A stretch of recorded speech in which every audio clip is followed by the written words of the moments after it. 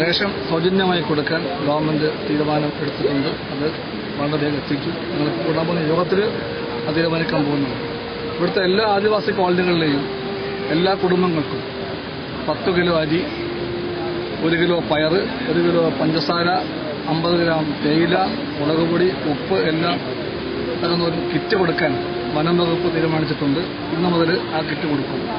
അതുപോലെ തന്നെ ST വെൽഫെയറിന്റെ വകുപ്പും ഇതുപോലെ തന്നെയുള്ള കിറ്റ് കൊടുക്കാൻ തീരുമാനിച്ചിട്ടുണ്ട്. സർക്കാരിന്റെ എല്ലാ വകുപ്പുകളും ഒന്നിച്ചു ചേർന്നുകൊണ്ട് പ്രത്യേകിച്ചും ആദിവാസി കോളനികളിലെ ഇന്നത്തെ അവസ്ഥയിൽ അവർക്ക് പട്ടിണിയോ പ്രയാസങ്ങളോ ഒഴിവാക്കാൻ വേണ്ടി എന്തൊക്കെ ചെയ്യാൻ സാധിക്കുമോ അതെല്ലാം ചെയ്യും. ആദിവാസി അല്ലാത്തവരുമുണ്ട് ഒരുപാട് പേര്. ഈ വെള്ളപ്പൊക്കക്കെടുതികൾ മൂലം ഒറ്റപ്പെട്ട പ്രദേശങ്ങളിലുള്ള മനുഷ്യർ, ദുരിതം പേറുന്ന കുടുംബങ്ങൾ, അവരുടെ എല്ലാ കാര്യങ്ങളും ആവാവുന്നത്രയും നല്ലവണ്ണം കൈകാര്യം ചെയ്യാൻ വേണ്ടി ഗവൺമെന്റിന്റെ പരിശ്രമങ്ങളുണ്ടാകും. മെഡിക്കൽ ക്യാമ്പുകൾ നടക്കുന്നുണ്ട്. IMVയും അതുപോലെ ഡോക്ടർമാരുടെ പ്രസ്ഥാനങ്ങളും ഹോമിയോ ഡോക്ടർമാരും എല്ലാ വിഭാഗത്തിലെയും ഡോക്ടർമാരുടെ സംഘടനകളൊക്കെ സജീവമായിട്ട് രംഗത്തുണ്ട്. എന്നാൽ ദുരന്തബാധിത പ്രദേശങ്ങൾ സന്ദർശിച്ച മന്ത്രിമാർക്ക് ചുവടുകൾ ഉറക്കുന്നതായിരുന്നില്ല. പക്ഷേ എന്ത് പരിഹാരം?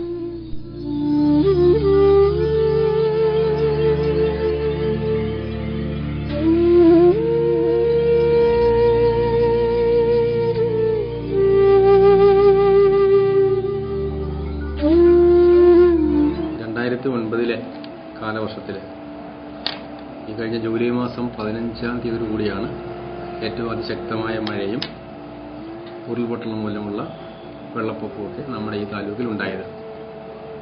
ഈ 2009 കാലഘട്ടത്തിലെ ഈ കാലവർഷത്തിൽ നിലമ്പൂർ താലൂക്കിൽ 41 വീട് പൂർണ്ണമായിട്ട് നശിച്ചുപോയി.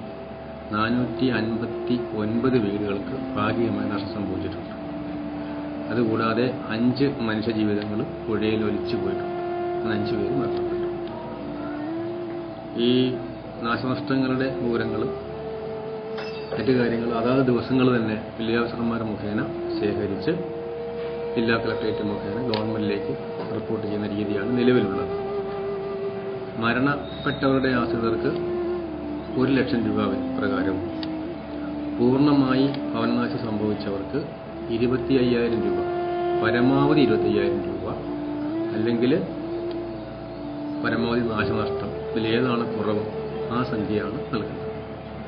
ഭാഗികമായി വീട് നശിച്ചവർക്ക് പരമാവധി 5,000 രൂപ, അല്ലെങ്കിൽ നാശനഷ്ടം, ഇതിലേതാണോ കുറവ് അപ്രകാരമുള്ള ധനസഹായമാണ് സർക്കാർ നൽകുന്നത്.